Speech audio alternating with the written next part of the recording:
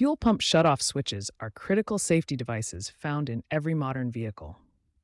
These switches automatically cut power to the fuel pump during collisions or sudden impacts. The primary purpose is to prevent fuel from flowing during accident scenarios, significantly reducing the risk of fire. When activated, the switch immediately stops fuel circulation to protect vehicle occupants. There are two main types of fuel pump shutoff switches.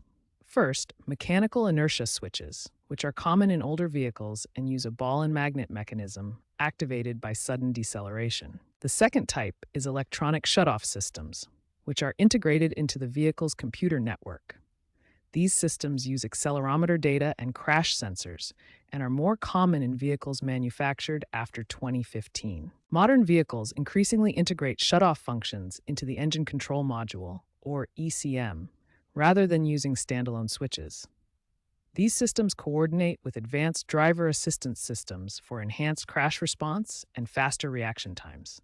Understanding these different types of fuel pump shutoff switches is essential for proper vehicle maintenance and safety.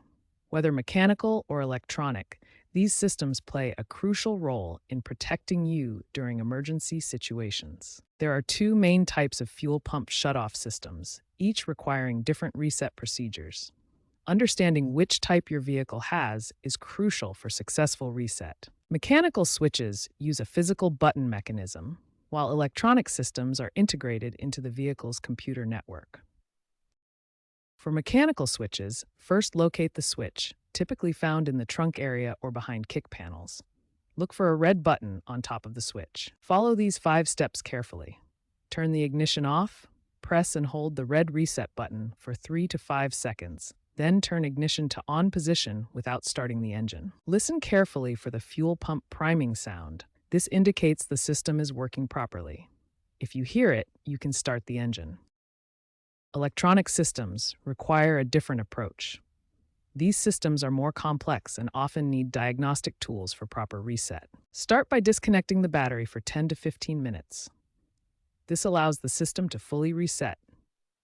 Then reconnect the battery and turn the ignition to the on position. Wait for system initialization, which takes 30 to 60 seconds. Use an OBD scanner to clear any stored fault codes, then test the fuel pump operation. Remember, if these procedures don't resolve the issue, professional diagnosis is recommended. Electronic systems can be complex and may require specialized equipment.